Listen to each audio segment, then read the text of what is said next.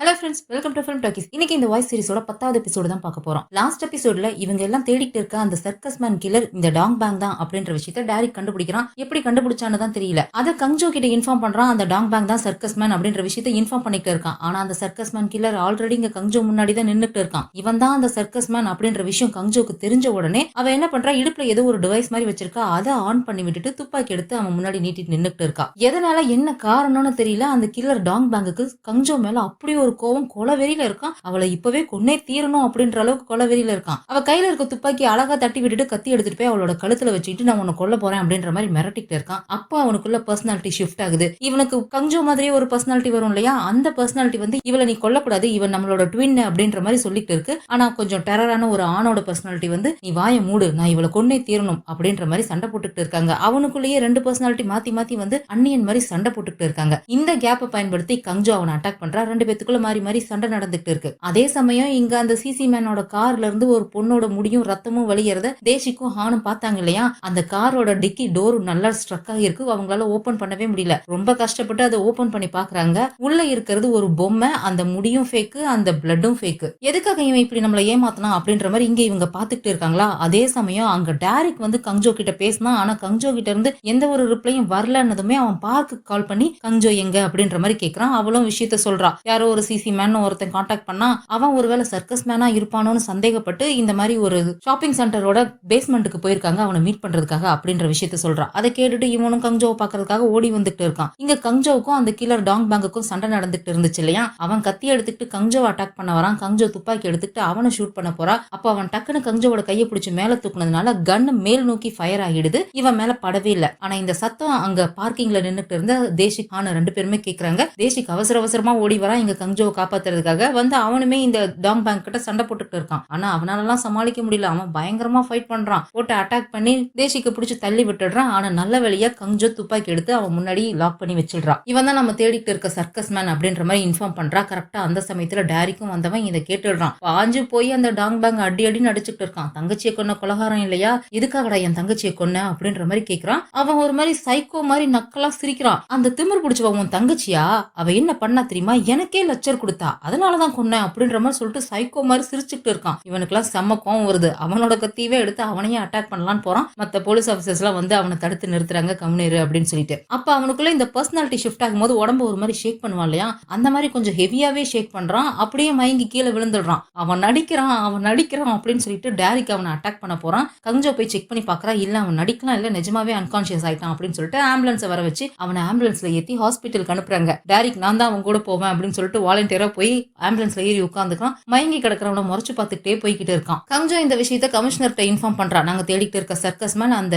Stone family village தலைவரோட பேரன் Tang bang தான் அப்படிங்கிற விஷயத்தையும், அவனுக்கு மல்டிபிள் பர்சனாலிட்டி டிசார்டர் இருக்கு அப்படின்ற விஷயத்தையும் எல்லாத்தையும் சொல்லிட்டு அவனை அரெஸ்ட் பண்ணும்போது மயங்கி விழுந்துட்டான். ஹாஸ்பிட்டலுக்கு கூட்டிட்டு போயிட்டோம் அப்படின்ற விஷயத்தையும் இன்ஃபார்ம் பண்றா. இந்த கமிஷனர் என்ன பண்றாங்க, போலீஸ் ஆபீசர் யாங்க்கு கால் பண்ணி விஷயத்த சொல்றாங்க. அவருமே இதை கேட்டு ஷாக் ஆயிட்டாரு. இது டேரிக்கோட தங்கச்சியை கொன்னது டாங் பேங்கா அப்படின்ற மாதிரி அவர் ஷாக் ஆகி போய் கேட்டுக்கிட்டு இருக்காரு. அப்படியே கட் பண்ணி அந்த ஸ்டோன் ஃபேமிலி வில்லேஜ் தான் காமிக்கிறாங்க. விடிஞ்சா அவங்க கிராமத்துல ஏதோ ஃபெஸ்டிவல். அந்த ஃபெஸ்டிவல்ல ஸ்டோன் ஹவுஸ்னு ஒரு ஹவுஸ் இருக்கும். அங்க பொண்ணுங்களை எல்லாம் கூட்டிட்டு போய் அங்க நைட்டு பூரா தங்க வைப்பாங்க அப்படின்னு சொல்லிட்டு அந்த ஸ்டோன் ஹவுஸ்ல தங்கறதுக்காக பொண்ணுங்களை எல்லாம் இவங்க ஏதோ மேக்கப் எல்லாம் போட்டு ஏதோ வித்தியாசமான கவுன் எல்லாம் போட்டு நிக்க வச்சிருக்காங்க. ஏதோ பிரேயர் மாதிரி பண்ணிட்டு இருக்காங்க. அந்த பொண்ணுங்களுடைய கூட்டத்துல இந்த போலீஸ் ஆபீசரோட பேத்தி ஒருத்தி நடக்க முடியாம இருந்தாலே சின்ன பொண்ணு அவளுமே இருக்கா. அங்க இருக்கிறவங்க எல்லாம் கொஞ்சம் அடல்ட் ஏஜ்ல இருக்கிற பொண்ணுங்க. ஆனா அந்த பொண்ணு மட்டும் தான் மைனர் பொண்ணா இருக்கா. இவங்களுடைய சோல் எல்லாத்தையுமே ஆத்மாக்களுக்கு வந்து அர்ப்பணிக்க போறாங்களாமா. அந்த ப்ராசஸ் எல்லாம் முடிகிற வரைக்கும் இவங்களுடைய பாடியை வந்து ரொம்ப பியூராவும் சேஃபாவும் பாத்துக்கணும் அப்படின்ற மாதிரி ஏதோ பிரேயர் மாதிரிலாம் சொல்லி இவங்கள அன்னைக்கு நைட் ஸ்டோன் ஹவுஸ்ல தங்க வைக்கிறதுக்காக அனுப்பி வச்சுக்கிட்டு இருக்காங்க. அப்போ இந்த ஊர் தலைவருக்குமே இன்ஃபர்மேஷன் கிடைக்குது. அந்த டாங் பேங் வந்து போலீஸ் சீரியல் கில்லர்னு நினைச்சு அரெஸ்ட் பண்ண போனாங்க. அப்ப அவன் மயங்கி விழுந்துட்டான் அப்படின்ற விஷயம்லாம் தெரியவும் அவருமே கோவமா கிளம்பி வந்துட்டு இருக்காரு.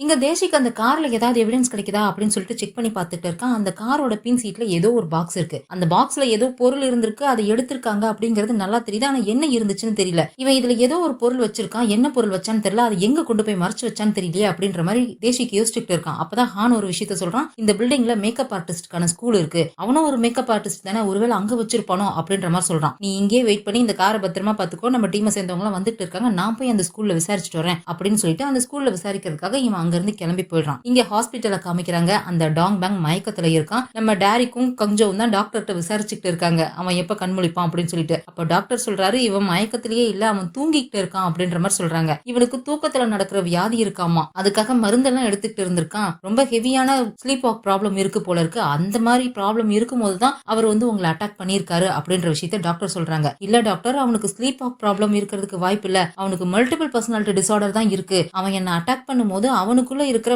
பர்சனாலிட்டிஸ் மாத்தி மாத்தி சண்டை போட்டுக்கிட்டாங்க. அந்த பர்சனாலிட்டி தான் என்ன அட்டாக் பண்ணாங்க அப்படின்ற விஷயத்த கங்ஜோ சொல்லிட்டு இருக்கா. அந்த சமயத்துல இவனோட அந்த தாத்தா ஊர் தலைவர் இருக்காரு இல்லையா, அவர் அந்த இடத்துக்கு வந்துடுறாரு. நேரா உள்ள வர பாக்குறாரு. ஆனா டாரிக் அவர் உள்ள விட மாட்டேங்கிறான். இங்கெல்லாம் வரக்கூடாது அப்படின்ற மாதிரி தடுத்து நிறுத்துறான். யாரு நீ? என்னையே தடுத்து நிறுத்துற அளவுக்கு உனக்கு தைரியமா? என்ன டிபார்ட்மெண்ட் நீ? நீ யாரா வேணா இருந்துட்டு போ, ஆனா இப்ப நீ செஞ்ச காரியத்துக்காக நீ பின்னாடி ரொம்ப வருத்தப்படுவ, அதனால விலகிக்கோ அப்படின்ற மாதிரி அந்த ஊர் தலைவர் மிரட்டுறாரு. ஆனா அவன் பயப்படுறாளா? உங்க பேரன் ஒரு கிரிமினல், அவன் ஒரு on duty police officer attack பண்ணியிருக்கான், கொலை பண்ணியிருக்கான், அவனை எல்லாம் பாக்குறதுக்கு விட முடியாது அப்படின்ற மாதிரி சொல்லணும். அவருக்கு ரொம்ப கோவம் வருது. இந்த ஊர் தலைவருக்கு இந்த தீவுல நிறையவே கொஞ்சம் செல்வாக்கு இருக்கும் போல இருக்கு. கமிஷனருக்கே ஆர்டர் கொடுக்குற அளவுக்கு செல்வாக்கு இருக்கும் போல. நான் கமிஷனர்கிட்ட பேசிட்டேன், ஒழுங்கா விடுறா அப்படின்ற மாதிரி மிரட்டிட்டு இருக்காரு. ஆனா அவரையே மதிக்காம டாரிக் எதிர்த்து பேசுறது அவருக்கு ஒரு மாதிரி ரொம்ப ஃப்ரஸ்ட்ரேட் ஆகுது. யார் இவன் என்னையே எதிர்த்து பேசுறான் அப்படின்ற அளவுக்கு இந்த ஊர் தலைவருமே கோவப்பட்டுட்டு தான் இருக்காரு. ரெண்டு பேரும் மாத்தி மாத்தி சண்டை போட்டுக்கிட்டு இருக்கும்போது அந்த டாங் பேங்குக்கு கான்சியஸ் வருது. தாத்தா அப்படின்ற மாதிரி கூப்பிட்டுட்டே எந்திரிக்கிறான். நான் எங்க இருக்கேன்? நான் ஏன் இங்க இருக்கேன்? எதுக்காக என் கையில ஹேண்ட் கஃப் போட்டு வச்சிருக்காங்க அப்படின்ற மாதிரி கேட்டுக்கிட்டு இருக்கான். அவன் எந்திரிச்சிட்டான்னு தெரிஞ்சதும் வேகமா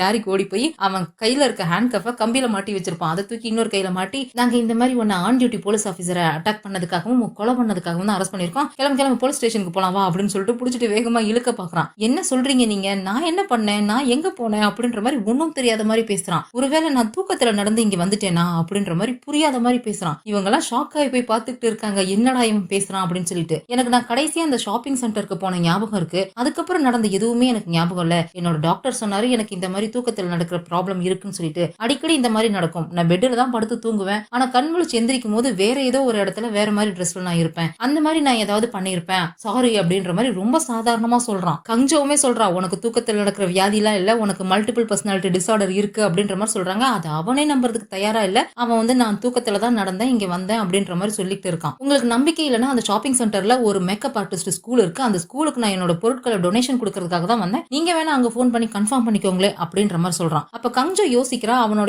குரல்ல வந்து எதுவும் பொய் இருக்கிற மாதிரி தெரியல, அவன் உண்மையா பேசுற மாதிரி தான் இருக்கு. ஒருவேளை இவனோட ஒரிஜினல் பர்சனாலிட்டிக்கு அவனுடைய மத்த பர்சனாலிட்டிஸ் பண்ற வேலை எதுவும் தெரியாதோ அப்படின்ற மாதிரி தான் இவ யோசிக்கிறான். ஆனா டாரிக் அதெல்லாம் யோசிக்கிறதுக்கு தயாராவே இல்ல. என்கிட்டயே நடிக்கிறியாடான்னு சொல்லிட்டு போய் அவன் கழுத்திலே கைய வச்சிடுறான். போலீஸ் ஆபீசர் யாங் தான் வந்து அவனை தடுத்து நிறுத்தி அந்த பக்கமா கூட்டிட்டு போய் அவனை சமாதானப்படுத்திக்கிட்டு இருக்காரு. நீ இந்த மாதிரிலாம் நடந்துக்க கூடாது, பிரச்சனை காம்ப்ளிகேட் ஆயிடும், அவனுக்கு எதிராக உங்ககிட்ட எந்த ஒரு சாலிடான எவிடன்ஸும் இல்ல, அது மட்டும் இல்லாம நீ விக்டிம் ஃபேமிலியை சேர்ந்தவன், நீ இந்த கேஸ்ல இன்வால்வே ஆகக்கூடாது, ஆனா நீ இன்வால்வ் ஆகியிருக்க, இதெல்லாம் வெளியில வந்துச்சுன்னா பெரிய இஷ்யூ ஆகும், இப்போதைக்கு நம்ம அவனை ரிலீஸ் பண்ணி தான் ஆகணும், நம்ம கிட்ட வேற வழி இல்ல அப்படின்ற மாதிரி இவர் சொல்றாரு. அவனை எல்லாம் ரிலீஸ் பண்ண முடியாது, நான் அவனை கொண்டு போய் மென்டல் ஹாஸ்பிட்டல்ல லாக் பண்ணியே தீருவேன் அப்படின்ற மாதிரி டாரிக் கத்திக்கிட்டு இருக்கான். இவனுக்கு தான் கஞ்ச மாதிரி நல்லா காது கேட்கிற பவர் இருக்கு இல்லையா, எப்பதான் என்ன ரிலீஸ் பண்ணுவீங்க, எவ்வளவு நேரம் தான் பேசுவீங்க அப்படின்ற மாதிரி கத்துறான். இவனும் கிட்ட போறானா, என்ன மென்டல் ஹாஸ்பிட்டல்ல லாக் பண்ணுவேன்னு சொன்னீங்க, உங்களை ஃபர்ஸ்ட் டைம் பார்த்தப்ப ஜென்டில்மேன் மாதிரி இருந்தீங்க, ஆனா இன்னைக்கு உங்க கண்ணுல கோவம் நிறைய இருக்கு, நான் மேக்கப் ஆர்டிஸ்ட் இல்ல, அடுத்தவங்களோட எக்ஸ்பிரஷனை படிக்கிற பழக்கம் என்கிட்ட இருக்கு, உங்க லைனை கிராஸ் பண்ணாதீங்க அப்படின்ற மாதிரி சொல்றான். டாரிக்கு கோவம் வந்து அவனை அட்டாக் பண்ண போறான். கஞ்சோ தான் அவனை சமாதானப்படுத்தி அந்த பக்கமா கூட்டிட்டு போயிட்டு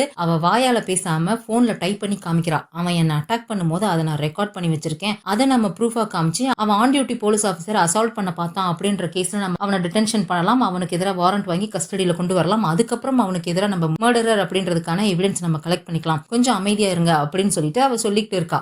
இப்போதைக்கு எந்த எவிடன்ஸும் இல்லாததுனால அவனை ரிலீஸ் பண்ணணும் அப்படின்ற மாதிரி சொல்லிடுறாங்க. ரிலீஸ் பண்றதுக்கு முன்னாடி டாரிக் போய் அவனை ஹக் பண்ற மாதிரி ஹக் பண்ணிட்டு அவன் காதுல ரகசியமா அவனுக்கு மட்டும் கேட்கிற மாதிரி சொல்றான். கொஞ்சம் பொறுத்துக்கடா, உன்னை கண்டிப்பா நான் கொல்லுவேன், அதுவும் உனக்கு பெயின்ஃபுல்லான ஒரு மரணத்தை நான் கொடுக்க தான் போறேன் அப்படின்ற மாதிரி அவனை மிரட்டி விட்டுட்டு வந்துடுறான். அதுக்கப்புறம் இவன் அவங்க தாத்தா கூட கிளம்பி போயிட்டு இருக்கான். அவங்க தாத்தா கேட்கிறாரு, உனக்கு இந்த மாதிரி ஒரு பிரச்சனை இருக்குன்னு ஏப்பா என்கிட்ட முன்னாடியே சொல்லல, முன்னாடியே நம்ம குணப்படுத்திருக்கலாம்ல அப்படின்ற மாதிரி கேட்கிறாரு. அதெல்லாம் ஒன்னும் பெரிய பிரச்சனை இல்ல தாத்தா, நம்ம தூக்கத்துல பேசுற மாதிரி இது தூக்கத்துல நடக்கிற வியாதி, அவ்வளவுதான் அப்படின்ற மாதிரி சொல்லி சமாதானப்படுத்தி கூட்டிட்டு போயிட்டு இருக்கான். இங்க கங்ஜோ டாரிக் கிட்ட அவ ரெக்கார்ட் பண்ண அந்த ரெக்கார்டிங் எடுத்து காமிக்கிறா. வாய்ஸ் மட்டும் தான் ரெக்கார்ட் பண்ணிருக்கா. அதுல இந்த டாங் பேங் சண்டை போட்டிருப்பான் இல்லையா கங்ஜோ கூட, அப்புறம் பர்சனாலிட்டி மாறி மாறி அவங்களுக்குள்ளே சண்டை போட்டிருப்பாங்க இல்லையா, அது எல்லாமே ரெக்கார்ட் ஆகிருக்கு. ஒரு பொண்ணோட குரலும் ஒரு ஆணோட குரலும் மாத்தி மாத்தி சண்டை போட்டுக்கிற மாதிரி தான் அதுல ரெக்கார்ட் ஆகிருக்கு. 2 பர்சனாலிட்டி இருக்கு போல இருக்கு அப்படின்ற மாதிரி டாரிக் சொல்றானா. 2லாம் இல்ல, அதுல 3 பர்சனாலிட்டி இருக்கு. அந்த ஆணோட குரல்ல ஒரு குரல் மட்டும் கொஞ்சம் ரொம்ப டீப்பாவும் ரொம்ப வயலண்டாவும் இருக்கிற மாதிரி இருக்கு. அந்த ஒரு பர்சனாலிட்டி தான் இங்க இருக்கிறதுலே ரொம்ப டெரிஃபிக்கா இருக்கும்னு நினைக்கிறேன் அப்படின்ற மாதிரி கங்ஜோ சொல்றா. ஆனா இந்த ஃபீமேல் ஃபீமேல் பர்சனாலிட்டி இருந்துச்சு இல்லையா, அதுதான் நம்ம கங்ஜோவை கொல்லக்கூடாது அப்படின்ற மாதிரி சண்டை போட்டு இருந்திருக்கோம். எதுக்காக இந்த ஃபீமேல் பர்சனாலிட்டி உன்னை காப்பாத்த நினைக்கணும் அப்படின்ற மாதிரி டைரி கேட்கறான். அதுதான் எனக்கும் தெரியல.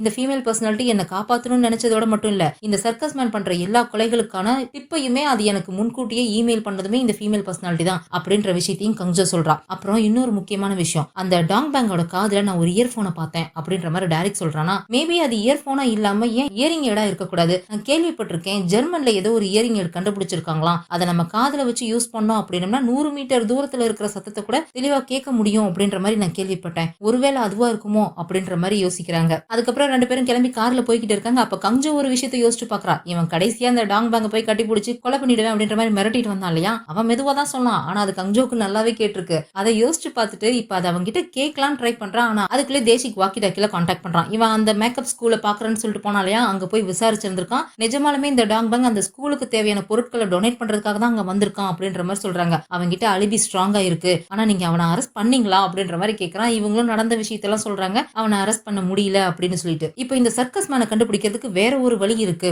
பியோலி என்கிட்ட ஒரு விஷயத்த சொன்னா, இந்த பண்டிக்கு இந்த கேமிங் கம்யூனிட்டியில ரேஞ்சர் அப்படின்னு சொல்லி ஒரு ஃப்ரெண்ட் இருக்கானாமா. அந்த ஃப்ரெண்டு கிட்ட இவன் சர்க்கஸ் மேனை பத்தியுமே சொல்லியிருக்கான். அவனை தேடி கண்டுபிடிக்கணும் அப்படின்ற மாதிரி டைரக்ட் சொல்றா. உடனே இதை பார்க் கிட்ட சொல்லி ஹார்ன் மூலியமா அந்த ரேஞ்சரை கண்டுபிடிக்க சொல்லி இன்ஃபார்ம் பண்றான். இங்க இந்த ஊர் தலைவர் டாங் பேங்க கூப்பிட்டு அவனோட வீட்டுக்கு வந்துடுறாங்க. அவனோட வீடு அந்த ஸ்டோன் ஃபேமிலி வில்லேஜ்ல இல்ல, அந்த வில்லேஜை விட்டு வெளியே தான் இருக்கும் போல இருக்கு. கூட்டிட்டு வந்து விட்டுட்டு நீ பேசாம நம்ம வில்லேஜ்க்கே வந்திருப்பா அப்படின்ற மாதிரி கூப்பிட்டு இருக்காங்க. இல்ல தாத்தா, எனக்கு ஒன்னும் பிரச்சனை இல்ல, நான் நல்லா தான் இருக்கேன், நான் போய் ரெஸ்ட் எடுக்கிறேன் அப்படின்ற மாதிரி சொல்லிட்டு அவன் அங்க இருந்து போயிடுறான். அவனுக்கு அங்க ஒரு சர்வெண்ட்டுமே இருப்பான் போல இருக்கு. இப்பதான் காமிக்கிறாங்க. அந்த சர்வெண்ட் கிட்ட இந்த தாத்தா விசாரிக்கிறாரு. என்னைக்காவது என் பேரன் ஏதாவது வித்தியாசமா நடந்திருக்கானா, நீ ஏதாவது நோட் பண்ணியா அப்படின்ற மாதிரி இந்த தாத்தா கேக்குறாரு. இல்ல மாஸ்டர், வித்தியாசமெல்லாம் அவர் எப்பவும் நடந்துகிட்டதே கிடையாது. ஆனா ஒரு விஷயம் நான் நோட் பண்ணேன், அவருக்கு இப்ப ரீசெண்டா நிறைய ஃப்ரெண்ட்ஸ் கிடைச்சிருக்காங்கன்னு நினைக்கிறேன். நிறைய பேத்தோட குரல் பேச்சு சத்தம்லாம் கேட்டேன். ஒரு பொண்ணு கூட அடிக்கடி பேசிக்கிட்டு இருக்காரு, கேர்ள் ஃப்ரெண்ட் இருக்கும் போல இருக்கு அப்படின்ற மாதிரி சொல்றான். இவருக்கு ஒரு மாதிரி சந்தேகமா இருக்கு. மேபி இவருக்கு தெரியுமா என்னமோ நம்ம பேர் அந்த மாதிரி எல்லாம் பழக மாட்டான்னு சொல்லி. சரி நீ எதுக்கும் கொஞ்சம் கவனி, ஆனா அவங்க கிட்ட இதை டைரக்டா கேட்டுடாத அப்படின்ற மாதிரி பேசிக்கிட்டு இருக்கும் போதே அங்க இருக்கிற ஒரு தூண்ல வெட்டுப்பட்ட அடையாளம் இருக்கு. இந்த சுஜியை இவன் கோடாரி எடுத்துட்டு வெட்ட போகும்போது அவ மயங்கி கீழே விழுந்திருப்பா. அந்த அட்டாக் மிஸ் ஆகி இருக்கும் இல்லையா, அது அந்த தூண்ல பட்டிருந்திருக்கும். அந்த காய் அங்க இருக்கிறத இந்த தாத்தா ஒரு மாதிரி வித்தியாசமா பாத்துக்கிட்டு இருக்காரு. அதே சமயம் இந்த டாங் பேங் பாத்ரூம்ல போய் நின்னுட்டு அவன் ஷர்ட்டை கழட்டி பாக்குறான். அவனுடைய உடம்பு பூரா அங்கங்க ஒரு மாதிரி இந்த அலர்ஜி மாதிரி செவந்து போயிருக்கு. அதையெல்லாம் ஒரு மாதிரி பயத்தோட பார்த்தவன் ஹாஸ்பிட்டல்ல கங்ஜோவும் டாரிக்கும் இவன் கிட்ட பேசினது, இவன் கொலகாரன் இவன் அப்படின்னு சொல்லி மிரட்டினது, இது எல்லாத்தையுமே யோசிச்சு பார்த்துட்டு இல்ல இல்ல அப்படிலாம் இருக்காது, எனக்கு எதுவுமே ஞாபகம் இல்ல, கண்டிப்பா நான் யாரையும் கொலை பண்ணியிருக்க மாட்டேன் அப்படின்ற மாதிரி ரொம்ப பயந்து போய் சொல்லிட்டு இருக்கானா. அப்ப அவனுக்கு மண்டைய வலிக்குது. மண்டை வலியோட கூடவே இவன் கங்ஜோ கூட சண்டை போட்டிருப்பான் இல்லையா, அந்த பேஸ்மெண்ட்ல கொலகாரனா மாதிரி மிரட்டி இருப்பான் இல்லையா, அந்த விஷயம் எல்லாமே ஞாபகம் வருது. அது எல்லாம் ஞாபகம் வரும். இல்ல இல்ல நான் கொலகாரன்லாம் இல்ல, நான் யாரையும் கொலை பண்ணல அப்படின்ற மாதிரி இவன் பயந்து போய் கத்திக்கிட்டு இருக்கான்.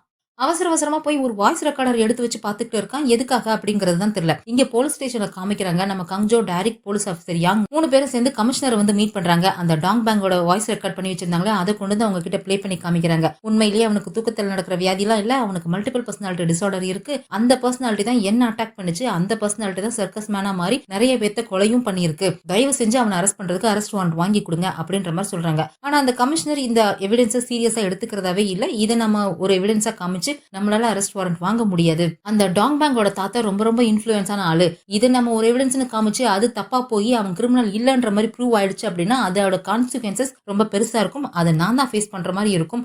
தயவு செஞ்சு இது இப்படியே டிராப் பண்ணிருங்க அப்படின்ற மாதிரி அந்த கமிஷனர் சொல்றாங்க. இதை கேட்டு டைரக்ட் செம்ம கடுப்பாயிடுறான். அதனாலதான் நாங்களும் சொல்றோம், நீங்க நினைக்கிற மாதிரியே அந்த தாத்தா ஒருவேளை உண்மையிலேயே அவ்வளவு இன்ஃப்ளூயன்ஸான ஆளா இருந்தா அவங்க பேரனை காப்பாத்துறதுக்காக இன்னைக்கு நைட்டே அவனை வெளிநாட்டுக்கு அனுப்புறதுக்கு வாய்ப்பு இருக்கு. அதனால உடனே எங்களுக்கு அரெஸ்ட் வாரண்ட் வாங்கி கொடுங்க. நீங்க மட்டும் இப்ப அரெஸ்ட் வாரண்ட் வாங்கி கொடுக்கல அப்படின்னா நான் இப்பயே வெளியில போவேன். வெளியில போனதும் இந்த கொரியன் போலீஸ் எந்த அளவுக்கு மோசமா வேலை பாக்குறாங்கன்ற விஷயத்த நான் வெளியே கொண்டு வருவேன். அதுக்கப்புறம் அந்த கான்சிக்வன்சஸ் நீங்க தான் ஃபேஸ் பண்ணி ஆகணும், பாத்துக்கோங்க அப்படின்ற மாதிரி கோவமா திட்டி விட்டு அங்க இருந்து எந்திரிச்சு வந்துடுறான். கங்ஜோவும் சொல்றான், மேடம் உண்மையிலேயே அவன் தான் சர்க்கஸ் மேன், அவனால ஏகப்பட்ட பேர் இறந்து போயிருக்காங்க, இதுக்கப்புறமும் அவன் கொலை பண்றதுக்கு வாய்ப்பு இருக்கு, இந்த தீவே ஆபத்துல இருக்கு, தயவு செஞ்சு அரெஸ்ட் வாரண்ட் வாங்கி கொடுங்க அப்படின்ற மாதிரி சொல்றா. போலீஸ் ஆபீசர் யாங்குமே கங்ஜோக்கு தான் சப்போர்ட் பண்றாரு. சரி அரெஸ்ட் வாரண்ட்டுக்கு நீங்களே அப்ளை பண்ணுங்க, உங்க பொறுப்புல ஏதாவது பிரச்சனைனா அதை நீங்களே ஏத்துக்கோங்க அப்படின்ற மாதிரி கமிஷனர் போலீஸ் ஆபீசர் யாங்க பார்த்து சொல்லிடுறாங்க. அவரும் சரின்னு சொல்லி ஒத்துக்கிறாரு. இங்க டைரக்ட் வெளியில கோச்சிட்டு வந்து நின்னுட்டு இருக்கான். கங்ஜோ தான் போய் சமாதானப்படுத்திக்கிட்டு இருக்கா. அப்போ பார்க் வந்து ஒரு விஷயத்த சொல்றா. அந்த ரேஞ்சர்ங்கிறவனை கண்டுபிடிக்க சொன்னாங்க இல்லையா, அவனோட உண்மையான பேரு ஊரு எல்லாத்தையுமே கண்டுபிடிச்சாச்சு. அந்த ஃபர்ஸ்ட் சீன்ல கொலை செய்யப்பட்ட பண்டி இருக்கான் இல்லையா, அவன் இருந்த ஊர்ல தான் இந்த ரேஞ்சருமே இருந்திருக்கான். அங்க அவன் நிறைய சின்ன சின்ன தப்புலாம் பண்ணியிருந்திருக்கான், திருடி இருக்கான், ஸ்கூல்ல நிறைய புள்ளி பண்ணியிருக்கான். அதனால அவனை ஜுவினல்ல அடைக்க சொல்லி அவனுக்கு தண்டனை கொடுத்திருக்காங்க. ஆனா அந்த ஊர்ல ஜுவினல் இல்ல அப்படிங்கறதுனால அவனை இப்ப இங்க வீமோ தீவுக்கு தான் ஷிஃப்ட் பண்ணிருக்காங்க. இங்க இருக்க ஜுவினல்ல தான் அவன் இருக்கான் அப்படின்ற விஷயத்த பார்க் இன்ஃபார்ம் பண்றா. உடனே அவனை பார்க்க பெர்மிஷன் வாங்க, அவனை போய் பார்க்கணும் அப்படின்னு சொல்லிட்டு இவங்க 2 பேரும் அவசர அவசரமா கிளம்பி போயிட்டு இருக்காங்க. ஆனா இப்படி இவங்க பேசிக்கிட்டு இருந்த விஷயம் எல்லாத்தையுமே இந்த போலீஸ் ஆஃபீஸர் யாங் கூட ஒருத்தன் இருப்பான் இல்லையா, இந்த ஹானோட மாமான்னு சொல்லிட்டு வந்தான்ல, அவன் மறைஞ்சு நின்னு ஒட்டு கேட்டுட்டு யாருக்கோ கால் பண்ணி விஷயத்த சொல்றான். இந்த கோல்டன் டைம் டீமை சேர்ந்தவங்க கமிஷனரோட மனசை மாத்தி வாரண்ட் வாங்குறதுக்கு பர்மிஷன் வாங்கிட்டாங்க. அது மட்டும் இல்ல, இந்த டாரிக் வந்து ஒரு அமெரிக்கா காரனா, இங்க இருந்து தான் தத்து கொடுத்திருக்காங்க. நான் கோல்டன் டைம் டீமை பத்தி இன்னும் விசாரிச்சு உங்ககிட்ட சொல்றேன் அப்படின்ற மாதிரி இவன் யாருக்கோ கால் பண்ணி பேசிக்கிட்டு இருக்கான். யாருக்குடா கால் பண்றான்னு பார்த்தா அந்த தாத்தா கூட அசிஸ்டன்ட் மாதிரி ஒருத்தன் இருப்பான். அவனுக்கு தான் கால் பண்ணி சொல்லிட்டு இருக்கான். உடனே இந்த அசிஸ்டன்ட் போய் அந்த தாத்தா கிட்ட விஷயத்த சொல்றான். அது மட்டும் இல்ல, அந்த அமெரிக்கா போலீஸ்காரன் நம்ம ஊரை சேர்ந்தவனா, சின்ன வயசுல அவங்க அம்மா இங்கதான் இறந்து போயிட்டாங்களாம். அதுக்கப்புறம் அவனும் அவனோட தங்கச்சியும் அமெரிக்காவுக்கு தத்து போனாங்களாம் அப்படின்ற விஷயத்த சொல்றாங்களா. இதை கேட்டது அந்த தாத்தா ஒரு மாதிரி யோசிச்சுட்டு அவனோட அம்மாவை பத்தியும் இவனை பத்தியும் கொஞ்சம் நல்லா விசாரி அப்படின்ற மாதிரி அந்த தாத்தா சொல்லிட்டு இருக்காரு. இங்க அந்த கில்லரை காமிக்கிறாங்க. இவனை பாத்துக்கிறதுக்காக அவனோட தாத்தா தான் ஒரு சர்வெண்ட் அங்க விட்டுட்டு போயிருந்தாரு இல்லையா, அவன் பாட்டுக்கு ஏதோ வேலை பார்த்துட்டு இருக்கான். இந்த கில்லர் டாங் பேங் வந்து நீ கிளம்பி உன்னோட கிராமத்துக்கே போ, நான் நல்லா தான் இருக்கேன் அப்படின்ற மாதிரி சொல்றான். ஐயோ இல்ல யங் மாஸ்டர் எங்க கிட்ட உங்களை நல்லா பாத்துக்க சொல்லியிருக்காரு, நான் போக மாட்டேன் அப்படின்ற மாதிரி சொல்லிட்டு இருக்கானா. சரி அப்புறம் உன் விருப்பம், என்னோட கார் அந்த ஷாப்பிங் சென்டர்லயே இருக்கு, நான் போய் கார் எடுத்துட்டு வர போறேன் அப்படின்னு சொல்லிட்டு இவன் போறானா. இல்ல யங் மாஸ்டர் நான் போய் கார் எடுத்துட்டு வரேன் அப்படின்னு சொல்லிட்டு இவன் சாவியை வாங்கிட்டு அங்க இருந்து கிளம்பி போயிடுறான். அவன் வெளியில போனதுமே இவனுக்கு மறுபடியும் பர்சனாலிட்டி ஷிஃப்ட் ஆகுது. மறுபடியும் அவனுக்குள்ள இருக்கிற பர்சனாலிட்டிஸ் வந்து மாத்தி மாத்தி சண்டை போட்டுக்கிறாங்க. அந்த லேடி பர்சனாலிட்டி, அந்த இன்னொரு டீப் வாய்ஸ்ல டெரரா பேசும்ல அந்த பர்சனாலிட்டி மாத்தி மாத்தி சண்டை போட்டுக்கிறாங்க. உன்னாலதான் இன்னைக்கு நான் அந்த கங்ஜோவை கொல்லல அப்படின்னு சொல்லி அந்த டீப் வாய்ஸ் பர்சனாலிட்டி சண்டை போடுது. அந்த ஃபீமேல் பர்சனாலிட்டி இருந்துட்டு அவ நம்மளோட ட்வின், அவளெல்லாம் கொல்லக்கூடாது அப்படின்ற மாதிரி சண்டை போட்டுட்டு இருக்கா. அப்ப குறுக்க ஒரு சாஃப்டான வாய்ஸ் இருக்க ஒரு பர்சனாலிட்டி வருது. நான் தான் ஏற்கனவே உங்ககிட்ட சொன்னேன்ல, இது போலீஸ்காரங்களோட டிராப், தேவையில்லாம போய் மாட்டிக்காதீங்கன்னு சொல்லி. நான் சொன்னதை கேட்காம நீங்க தான் போய் மாட்டிக்கிட்டீங்க. இங்க பாருங்க, நம்ம இப்படியே சண்டை போட்டுட்டு இருந்தா நம்ம சர்வை பண்றது ரொம்ப கஷ்டமாயிடும். நம்ம சர்வை பண்ணணும் அப்படின்னா நம்ம எல்லாரும் ஒன்னா சேர்ந்து தான் வேலை பார்க்கணும். இப்போதைக்கு நம்மளோட எவிடன்ஸ் எல்லாத்தையுமே சீக்கிரமா மறைக்கணும். ஏன்னா போலீஸோட பார்வை எந்நேரமும் நம்ம மேலேயே தான் இருந்துட்டு இருக்கு அப்படின்னு சொல்லிட்டு அவசரமா பேஸ்மெண்ட்டுக்கு போய் அங்க இருக்கிற எவிடன்ஸ் எல்லாம் ஒரு பேக்ல அள்ளி போட்டுட்டு இருக்கான். அங்க இருக்க கண்ணாடியில சின்னதா கங்ஜோவோட போட்டோ ஒன்னு ஒட்டி இருக்குமா. அந்த போட்டோவை பார்த்ததும் அந்த டீப் வாய்ஸ் பர்சனாலிட்டி வெளியில வருது. உன்னை நான் கொல்லாம விட மாட்டேன் அப்படின்ற மாதிரி அந்த போட்டோவை பார்த்து டெரரா சொல்லிட்டு இருக்கான். அதுக்கப்புறம் கங்ஜோவும் டாரிக்கும் ஜூவினல்ல இருக்க இந்த ரேஞ்சர் அப்படிங்கிற பையனை வந்து பாக்குறாங்க. பியோல் எங்க கிட்ட சொன்னா நீ ஏதோ எக்ஸாம்க்கு படிக்க போறதா சொல்லி இங்க எதுக்காக வந்து உட்கார்ந்துருக்க அப்படின்ற மாதிரி கங்ஜோ கேக்குறாளா. நான் அந்த கேம் கம்யூனிட்டியில ஹை லெவல் பிளேயரா இருந்தேன், எனக்குன்னு ஒரு ரெப்புடேஷன் இருந்துச்சு, போன திருடி ஜெயிலுக்கு போறேன்னு சொல்லிட்டு வர முடியுமா, அதனாலதான் என் மரியாதையை காப்பாத்திக்கிறதுக்காக படிக்க போறேன்னு சொல்லிட்டு வந்தேன் அப்படின்னு சொல்றானா. ஆமா அதெல்லாம் எதுக்காக நீங்க கேக்குறீங்க, இப்ப எதுக்கு நீங்க இங்க வந்தீங்க அப்படின்ற மாதிரி கேக்குறான். உனக்கு பண்டியை தெரியுமா, நீயும் பண்டியும் அந்த கேம் கம்யூனிட்டியில ரொம்ப க்ளோஸ், 2 பேரும் ஒரே ஊருக்காரங்க, அவன் எல்லா விஷயத்தையும் உங்ககிட்ட சொல்லுவான்னு கேள்விப்பட்டமே அப்படின்னு சொல்றாங்களா. அவனோட கேஸ்ல எதுவும் என்ன மாட்டி விட பாக்குறீங்களா, அப்படி எதுவும் நினைச்சீங்கன்னா தயவு செஞ்சு திரும்பி போயிடுங்க, எனக்கும் அதுக்கு எந்த சம்பந்தமும் இல்ல அப்படின்ற மாதிரி சொல்றான். அப்படிலாம் ஒண்ணும் இல்லடா, எங்களுக்கு பண்டியை பத்தி தெரிஞ்சுக்கணும், அவன் உங்ககிட்ட எல்லா விஷயத்தையும் சொல்லுவானாமே, அவன் எதனால இந்த மாதிரிலாம் பண்ணுனான்னு உனக்கு தெரியுமா அப்படின்ற மாதிரி கேக்குறாங்க. பண்டி ரொம்ப நல்ல பையன் தான், என்ன கொஞ்சம் முட்டாள் என்ன மாதிரியே, அவன் நல்லா தான் இருந்தான், திடீர்னு அவன் மண்டைக்குள்ள என்ன நடந்துச்சுன்னு தெரியல, அவன் இந்த மாதிரி எல்லாம் பண்ணிட்டான், எல்லாம் அந்த சர்க்கஸ் மேன் அப்படின்னு ஒரு லேடி காப்பா அவங்கிட்ட பேச ஆரம்பிச்சதுக்கு அப்புறம் தான் இந்த மாதிரி எல்லாம் நடந்துச்சு அப்படின்ற மாதிரி சொல்றான். யார் அந்த சர்க்கஸ் மேன் உனக்கு தெரியுமா அப்படின்னு கேக்குறாங்க. அவங்க ஒரு லேடி காப், அவங்க இவனை விட வயசுல பெரியவங்க தான், ஆனாலும் அவங்களுக்கு பண்டி மேல ஒரு இன்ட்ரெஸ்ட் இருந்துச்சு. அவங்களே தான் ஃபர்ஸ்ட் இவனுக்கு மெசேஜ் பண்ணாங்க, உன்னோட பிரச்சனை என்னன்னு எனக்கு தெரியும், என்னால உன்னோட பிரச்சனையை சால்வ் பண்ண முடியும் அப்படின்ற மாதிரிலாம் அந்த சர்க்கஸ் மேன் ஐடியில இருந்து இவனுக்கு மெசேஜ் வந்திருக்கு. அவங்க தன்னை ஒரு லேடி காப் அப்படின்ற மாதிரி சொல்லியிருக்காங்க. ஒரு லேடி காப் இந்த மாதிரிலாம் பேசுவாங்கன்னா அது நம்புற மாதிரி இல்ல இல்லையா, இவனும் நம்பல, அதனால அவங்கள டெஸ்ட் பண்ணியிருக்கான். உங்களால என்னோட பிரச்சனையை சால்வ் பண்ண முடியும் அப்படின்னா இந்த புள்ளில இருந்து என்ன காப்பாத்துங்க, அதுக்கப்புறம் நான் உங்களை நம்புறேன் அப்படின்ற மாதிரி இந்த பண்டியும் சொல்லி இருந்திருக்கான். அதுக்கு அடுத்த ஒரு சில நாட்கள்லயே ஸ்கூல்ல யாரெல்லாம் இவனை புள்ளி பண்ணாங்களோ அவங்க எல்லாரும் டிஸ்மிஸ் பண்ணிட்டாங்க, அப்படி இல்லைன்னா ஸ்கூல்ல இருந்து டிரான்ஸ்பர் பண்ணி இருந்திருக்காங்க. அதுக்கப்புறம் தான் இவன் அந்த சர்க்கஸ் மேனை நம்ப ஆரம்பிச்சு அந்த லேடி காப் கூட ரெகுலரா இவன் பேச ஆரம்பிச்சிருக்கான். ஒரு கட்டத்துல அந்த சர்க்கஸ் மேன் பேசுற டோனே வேற மாதிரி மாறி இருந்திருக்கு. நான் உனக்கு ஹெல்ப் பண்ணல, பதிலுக்கு நீ எனக்கு பதில் உபகாரம் பண்ணணும், எனக்கு இந்த வயசானவங்களை சுத்தமா பிடிக்காது, அவங்க இந்த உலகத்திலேயே இருக்கக்கூடாது, அவங்க எல்லாரையும் நீ கொல்லணும் அப்படின்ற மாதிரி அந்த சர்க்கஸ் மேன் ஐடியில இருந்து மெசேஜ் வந்திருக்கு. அப்படி ஒருவேளை நீ பண்ணல அப்படின்னா உன்னை புள்ளி பண்ண பசங்க எல்லாம் தேடிட்டு இருக்காங்க, அவங்க ஸ்கூலை விட்டு போனதுக்கு யாரு காரணம்னு சொல்லி நான் அவங்க கிட்ட போட்டு கொடுத்துருவேன், நீ தான் இந்த வேலையை பண்ணுன்னு சொல்லி அப்படின்ற மாதிரி அவன் மிரட்டி இருக்கா. நான் அப்பவே அவங்க கிட்ட சொன்னேன், அந்த பொம்பளையோட நம்பரை பிளாக் பண்ணுடா, நீ கொஞ்ச நாளைக்கு தலைமறைவா இரு, அவளை கான்டாக்ட் பண்ணாத அப்படின்ற மாதிரி சொன்னேன். ஆனா அதுக்கு அவன் சொன்னான், அந்த பொம்பளைக்கு நல்லாவே காது கேட்கும், நான் எங்க போய் மறைஞ்சிருந்தாலும் நான் இருக்கிற இடத்த அந்த பொம்பளை ஈஸியா கண்டுபிடிச்சிருவா அப்படின்ற மாதிரிலாம் சொன்னான். அவன் இந்த மாதிரி பேசினது எனக்கு கொஞ்சம் வியர்டா இருந்துச்சு, பைத்தியம் முடிச்ச மாதிரி பேசிட்டு இருந்தானா, அதனால அதுக்கப்புறம் நான் அவங்ககிட்ட பேசுறதே கட் பண்ணிட்டேன் அப்படின்ற விஷயத்த சொல்றான். அது சரி, அந்த லேடி காப் இல்லாம வேற யாராவது ஆண்கள் யாராவது அவனை இதே மாதிரி அப்ரோச் பண்ணிருக்காங்களா உனக்கு தெரியுமா அப்படின்ற மாதிரி கேக்குறாங்க. அவன் யோசிச்சு பார்த்துட்டு அந்த லேடி காப்பே தான் ஒரு தடவை அவங்க கிட்ட சொல்லி இருந்திருக்கா, எனக்கு நிறைய ஃப்ரெண்ட்ஸ் இருக்காங்க, ஒருவேளை நான் சொன்னதை நீ செய்யல அப்படின்னா என்னோட ஃப்ரெண்ட்ஸ் உன்னை வந்து டிஸ்டர்ப் பண்ணுவாங்க, உனக்கு பனிஷ்மெண்ட் கொடுப்பாங்க அப்படின்னு சொல்லி அந்த லேடி காப்புமே மிரட்டி இருந்திருக்கா. அதுக்கு இந்த பண்டி என்கிட்ட ஒரு தடவை சொன்னா, அவங்க ஃப்ரெண்ட்ஸ்ல ஒரு ஆள் வந்து கிட்னாப்பர் அப்படின்ற மாதிரி சொன்னான். அந்த கிட்னாப்பர் வந்து ரொம்ப உருவம் சின்னதா இருப்பாங்களாம், ஆனா ரொம்ப ஸ்ட்ராங்கா இருப்பாங்களாம், இந்த டபுள் எண்டட் ஆக்ஸ் இருக்கு இல்லையா, அந்த ஆயுதத்தை அவங்க வச்சிருப்பாங்களாம் அப்படின்ற மாதிரிலாம் சொன்னான் அப்படின்னு சொல்லி இந்த ரேஞ்சர் சொல்றான். அதெல்லாம் கேட்டுட்டு இவங்க வெளியில வராங்க. கிட்னாப்பர், டபுள் எண்டட் ஆக்ஸ், சின்ன உருவம், இது என்ன கனெக்ஷனா இருக்கும் அப்படின்ற மாதிரி கங்ஜோ ஏதோ யோசிச்சுட்டே வந்தவ டக்குனு ஹானுக்கு கால் பண்ணி இந்த டாங் பேங் எப்பயாவது கிட்னாப் பண்ணப்பட்டிருக்கானா அப்படின்ற விஷயத்தை கண்டுபிடிக்க சொல்றா. இவனும் தேடி கண்டுபிடிக்கிறான். பழைய நியூஸ் பேப்பர் எல்லாம் செக் பண்ணி இவன் ஒரு விஷயத்தை கண்டுபிடிச்சிருக்கான். 1997ல இந்த டாங் பேங்கை யாரோ கிட்னாப் பண்ணிட்டு போயிருந்திருக்காங்க. அந்த கிட்னாப்பர் வந்து ஒரு டாய் ஷாப் வச்சிருக்கான், அதுவும் அந்த ஸ்டோன் ஃபேமிலி வில்லேஜ்ல தான். இந்த கிறிஸ்மஸ்க்கு டெக்கரேட் பண்றதுக்காக யூஸ் பண்ற அந்த ஸ்ட்ரிங் லைட், மத்த டெக்கரேட்டிவ் ஐட்டம்ஸ் எல்லாம் வியாபாரம் பண்ற ஒரு தொழில தான் அந்த கிட்னாப்பர் பண்ணிட்டு இருந்திருக்கான். அவனுக்கு ஏதோ சம்பளம் கிடைக்கல அப்படின்ற கோவத்துல தான் இந்த பையனை கிட்னாப் பண்ணிட்டு போயிருந்திருக்கான். இந்த டாங் பேங்கோட தாத்தா அதுக்கப்புறம் பணத்தை கொடுத்திருக்காரு. பணத்தை கொடுத்ததுக்கு அப்புறமும் கூட அந்த கிட்னாப்பர் டாங் பேங்கை திருப்பி ஒப்படைக்கவே இல்லை. ஆனா அதுக்கப்புறம் பார்த்தா அவன் தங்கி இருந்த ஹோட்டல் ரூம்லயே அந்த கிட்னாப்பர் சூசைட் பண்ணி இறந்து போயிருந்திருக்கான். அவன் இறந்து போனதுக்கு அப்புறம் தான் டாங் பேங் அங்க இருந்து வெளியில வந்திருக்கான் அப்படின்ற விஷயத்தை ஹான் கண்டுபிடிச்சு சொல்றான். இதை யாரு ஃபர்ஸ்ட் ரிப்போர்ட் பண்ணாங்க அப்படின்னு கேக்குறா. அந்த ஹோட்டல் ரூம்ல பக்கத்து ரூம்ல இருந்த ஒருத்தர் தான் இதை பார்த்துட்டு இன்ஃபார்ம் பண்ணிருக்காரு அப்படின்ற விஷயத்த சொல்றா. அந்த கேஸ் ஃபைலை எனக்கு அனுப்புன்னு சொல்லிட்டு இவ வாங்கி செக் பண்ணி பார்த்துட்டு இருக்கா. அப்பதான் அவ இன்னொரு விஷயத்தை கண்டுபிடிக்கிறா. இந்த கிட்னாப்பிங் கேஸை விசாரிச்ச போலீஸ் ஆஃபீஸர் வேற யாரும் இல்ல, சின்ன வயசுல நம்ம டாரிக்கோட அம்மா சூசைட் கேஸ ஒரு சீனியர் போலீஸ் ஆஃபீஸர் விசாரிச்சிருப்பார் இல்லையா, அவர் தான் இந்த கேஸையுமே விசாரிச்சிருக்காரு. அது மட்டும் இல்ல, அந்த கிட்னாப்பருக்கு ஆஸ்துமா ப்ராப்ளம் இருக்கு அப்படின்ற மாதிரி அந்த கேஸ் ஃபைல்ல மென்ஷன் பண்ணிருக்காங்க. கங்ஜோ ஏற்கனவே இந்த விஷயத்தை கண்டுபிடிச்சிருந்திருப்பா. அந்த டாங் பேங்குக்கு 3 பர்சனாலிட்டி இருக்கு அப்படின்னு அவர் கண்டுபிடிச்சிருப்பா இல்லையா, அதுல ஒரு பர்சனாலிட்டி டீப் வாய்ஸோட இருக்கும், அது ரொம்ப கொடூரமா இருக்கு அப்படின்ற மாதிரி சொல்லியிருந்தா. அந்த டீப் வாய்ஸோட இருக்க பர்சனாலிட்டி பேசும்போது மூச்சு திணற மாதிரி இருக்கு, கண்டிப்பா அந்த பர்சனாலிட்டிக்கு ஆஸ்துமா ப்ராப்ளம் இருக்கு, ஆனா மத்த பர்சனாலிட்டிக்கு கிடையாது அப்படின்ற மாதிரி அவ சொல்லி இருந்திருப்பா. இப்போ இந்த கிட்னாப்பருக்கு ஆஸ்துமா ப்ராப்ளம் இருக்கு அப்படின்ற மாதிரி சொல்லியிருக்காங்களா, இந்த கிட்னாப்பர் தான் அந்த டீப் வாய்ஸோட இருக்க பர்சனாலிட்டி அப்படின்ற மாதிரி இங்க கங்ஜோ சொல்றா. அது மட்டும் இல்ல, அந்த கிட்னாப்பர் இறந்து போய் கடந்த இடத்துல டபுள் எண்டட் ஆக்ஸ் ஒன்னு இருந்துச்சு அப்படின்ற மாதிரி அந்த ஃபைல்ல மென்ஷன் பண்ணிருக்காங்க. இதே மாதிரி டபுள் எண்ட் ஆக்ஸ் இருக்கிற வெப்பனை வச்சுதான் இந்த சர்க்கஸ் மேன் எல்லா கொலைகளையுமே பண்ணிருக்கான் அப்படிங்கறதையும் இவங்க ஏற்கனவே கண்டுபிடிச்சிருப்பாங்க. கண்டிப்பா இந்த டாங் பேங்கோட வீட்டை போய் நம்ம செக் பண்ணோம்னா நமக்கு ஏதாவது ஒரு க்ளூ கிடைக்கும் அப்படின்னு சொல்லிட்டு இவங்க 2 பேரும் கிளம்பி போயிட்டு இருக்காங்க. அதே சமயம் அங்க அந்த கீழர் டாங் பேங்கோட வீட்டை தான் காமிக்கிறாங்க. அவனோட சர்வெண்ட் கார் எடுத்துட்டு வரன்ட்டு வெளியில போனா இல்லையா, காரை எடுத்துட்டு வந்துட்டு வீட்டுக்குள்ள வரான். வீட்டுக்குள்ள வந்தா வீடே ஒரு மாதிரி கலைஞ்சு போய் கிடக்குது. யாராவது திருடன் நுழைஞ்சிட்டானா அப்படின்னு சொல்லிட்டு யங் மாஸ்டர்